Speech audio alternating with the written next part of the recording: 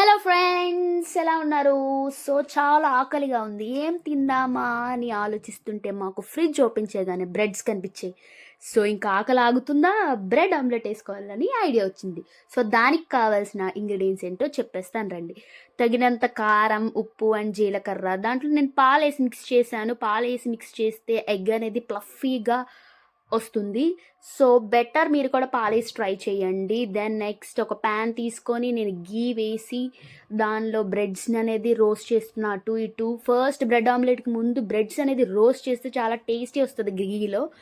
Then next నేను slices కింద cut చేసుకున్నా, మనకి కావాల్సినంత షేప్లో కట్ చేసుకొని పక్కన పెట్టుకోవాలి. మళ్ళీ నేను ప్యాన్లో గీ వేసుకొని ఆ మిక్స్చర్ని ఆ ప్యాన్లో వేసిన తర్వాత ఆ బ్రెడ్స్ స్లైసెస్ని కూడా ప్లేస్ చేసా. సో రిజల్ట్ అనేది చాలా బాగా వచ్చింది.